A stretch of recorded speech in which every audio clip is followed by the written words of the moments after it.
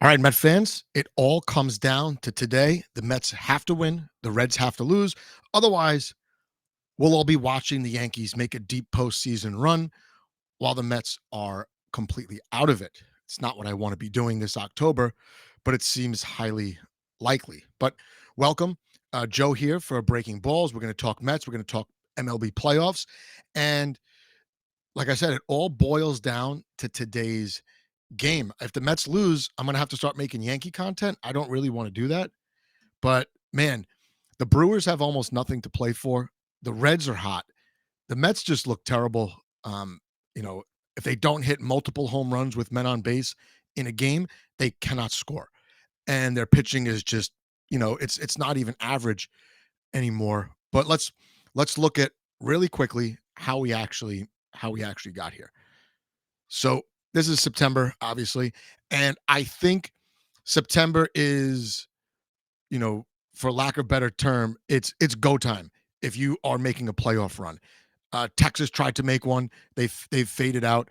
Um, the Reds, Arizona, the Giants, they were all in the mix. Only the Reds have emerged, and the Mets. Starting with this game here, this is September 3rd against the Tigers. They scored two. Then they win one against the Reds, which is huge. They win, they score five. But look at this. They lose, only scoring three. They lose, only scoring two. They get shut out. They lose, only scoring three. They lose, only scoring three. Then they lose, scoring four. And, you should win some of those games, but when you're losing, everything that can go wrong does go wrong. And then they lose. This is the Jonah Tong night against Jacob deGrom. I was here. They only scored three. And then they scored two. So they basically go like over a week only scoring more than 3 runs once. That's the whole season right there. And that's the story of this season for the Mets. And if you don't believe me, we could go back and look from the beginning. Mets started the year red hot. Alonso was hitting over 300. Everything was clicking. Everything was working. Uh, all these Stearns moves in the offseason looked to be meaningful, game-changing moves. No, they were not. Once Alonso got hit up top, I think got hit like in the hand or near the shoulder, near the head, he stopped hitting. He started striking out. He stopped taking walks. He swings at the first pitch almost every at bat. If it's a fastball right down the middle, he's missing it a lot. That's a big problem, right? The Mets fans who booed Soto in the beginning of the year now have to watch him after an MVP season, a 40-40 season, an epic all-time historic MLB season. Watch the Yankees, his former team. Watch the Padres, his other former team, in the postseason. Those might be the two best teams, by the way. They might be the two best teams. I'm not impressed with the Cubs. The Reds should not be where they are, but they play hard. Brewers, okay. But, man, this got to hurt a little bit for Soto if they don't make the playoffs here. So, Mets, when they don't hit home runs with multiple guys on base, they cannot win the game because they don't have the pitching. They just don't. I remember being on, Mets Twitter a lot in the beginning of the season. Let's switch it up here. Was on Mets Twitter a lot in the beginning of the year. I'm talking beginning of the calendar year. And the Met fans didn't want Soto. Oh, he's too expensive. We don't want him. Oh, Alonso, nobody's going to pay him. Let's not bring back Alonso. What were you going to do? All these Met fans on Twitter thought David Stern was the second coming. And every single thing this guy has touched has turned to absolute mush. Let's start with the Manaea signing. Manaea is not even good enough to be a middle reliever. He got a $75 million contract from the GM. That's one. Severino's solid. He is a solid pitcher. He's tough. He can pitch in New York. David Stern has told him F off at the end of the year. He said he would have taken a cheap contract to stay. He wanted to win. I would have signed Severino like this. I would have also signed Stanek. I thought he was decent in the end of the year, and that didn't work out too great. So I'll take the hit for that. Luis Severino gone. Where are you going to get these innings from? Well, let's sign Clay Holmes.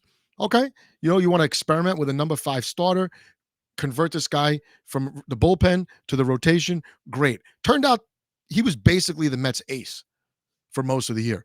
He got tired in June. I was saying, I don't know how many times, the Mets need to sit him. He is over his innings by like 100 innings. You need to skip him in the rotation, give him 10, 15 days off, and then work him back in somehow. I'm not a trainer. I'm not the GM, but there has to be a process for converting relievers to starters. Look, every single team caps the starting pitchers' pitch counts and innings counts every year. Every single starter is on a pitch count. It doesn't matter if you're Skubal or you're Manaya or you're on a pitch count.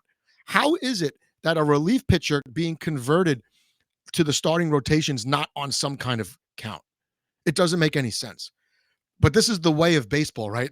A good starter now gets you through the starting lineup twice. If you're lucky, they complete 5 innings, and that's that. Well, Clay Holmes, guy had a good year. I will not say anything bad about Clay Holmes. Let's look at Griffin Canning. Griffin Canning, not bad. Not bad. Middle of the rotation guy. At times, he would surprise you on the mound. He gets hurt. Senga's also hurt, by the way. Senga, man, does this guy ever pitch? He was horrendous for the Mets the last 2 years. He cost them a deep run into the playoffs to the World Series last year. The guy couldn't play last year, insisted on getting a roster spot. Well, how is he on the postseason roster? He pitched 1 game in 2024. Fast forward to 2025, guy starts off pretty good. I don't think he was going that deep into most of the games, but man, he was good. Gets hurt. Now he's not even good enough to get guys out in the minor leagues, and the Mets are committed to this guy. It's horrible. The same Met fans that booed Soto didn't want Alonso. Alonso's having a good year. Super streaky, man. Super streaky. Weirdo, too. What a weirdo. At times he looks great at first base. Other times he looks like he needs to DH full time. Who did the Met fans want? The Met fans wanted Mauricio. They got Mauricio. Mauricio's not a good player. He is not a switch hitter. I'm not sure what his position is. He doesn't look great. He can't run. The guy doesn't run anything out. So he's like 24 years old. He can't run. And then the same Met fans that want Mauricio, they hate Vientos all of a sudden. Vientos had a monster year last year. He was basically a rookie last year. Had an absolute monster year. He gets hurt this year, comes back. You have to give him a long leash. He needs to develop full-time. He needs to play every day. Beatty, I was not the biggest fan of Beatty. Took a little long to look like a major league player.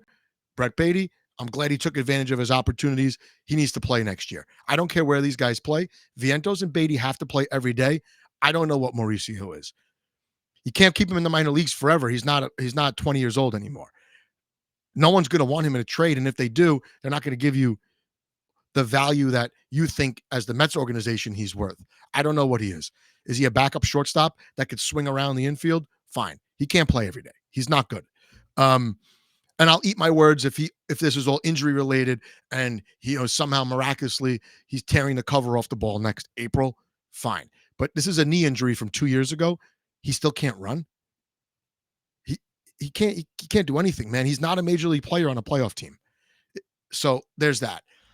Diaz is a free agent at the end of the year. Oh my God. And we'll look at the playoff picture. This is the first time all season. All season. I pulled this up and the Mets were not in the postseason. Today's the last game of the season. It's a collapse like 2007. Wasn't there another year where the Reds picked off the Mets at the end? Remember in 99, the Mets picked off the Reds to get into the postseason. They played a 1-game playoff. Pretty sure Al Leiter pitched a complete game. Back then, pitchers actually pitched past the 5th inning, and it was possible to call someone an ace and let them pitch like an ace. This is the playoff picture here. I don't think any of these teams are that good. They're all pretty much equal. But let's be honest.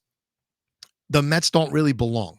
They don't have a single pitcher that you could send out there confidently and say, this guy's going to get me 6. A quality start, 6 innings, 3 runs. Who would do it? McClain? This guy wasn't even on the GM's radar until he was forced to put him in because the Mets GM, David Stearns, the guy didn't make a move for a starting pitcher the whole year, even though all these guys were getting hurt. Senga, Manaya, Canning, Holmes had dead arm in the middle of the season. No, let's not get a starting pitcher. Let's just let's piece it together with a bunch of mediocre arms. No, you can't do that. You can't do that for 162 games at all. You need at least 2 starters that you could pencil in every day. if you're going to make the playoffs. And then if you want to rotate guys, look, the Mets used like 45, 50 pitchers this year, whatever the number was. It didn't work. You need a solid starting rotation. I would have loved to have Severino in this rotation. I would have DFA'd half this team this year. But I'm not the GM. And thank God the Met fans on Twitter aren't the part of the general manager team either, because we wouldn't have Soto having a monster MVP year. We wouldn't have Alonso. Who knows what we would have out there. Anyway, this is what it looks like. Here's the standings. Let's switch it up.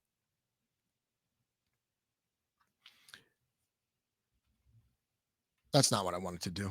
Let's make this bigger. You guys are looking at this on your phone. Here we go. Toronto. Toronto was involved in like every free agent in the offseason, including Alonso. They were hustling to build a team that could make it to the postseason. Man, 93 wins. Great year for them. Seattle, it was getting iffy for Seattle a couple weeks ago. This team, they turned it on. I would not want to play them in the postseason. Cleveland, I mean, they're better than the Mets. That's all I'm going to say. Yankees have a chance to flip Toronto here. It doesn't matter. Yankees are built. They're built to last. They have the MVP, Aaron Judge, on their team. They're going to go deep into this postseason. And then the Tigers, what the heck happened to the Tigers? I don't know what happened to the Tigers. Houston, who was the leader in the West, is just not even in the playoffs now. Disaster collapse for Houston. Kansas City, I mean, they were close a couple weeks ago. They're out. Texas, they fell off. All right. That's what it looks like. National League. You ready, Met fans? Milwaukee's the best team with 96 wins. And they're basically punting this last series to the Reds. And you know what? If I'm Milwaukee, why do I want to let the Mets into the playoffs? The Mets have a scary lineup when everything's clicking and these guys are hitting their home runs. And it's not like Milwaukee owes the Mets any favors. 96 wins. That's good enough. Best team in the National League? Yeah, by far.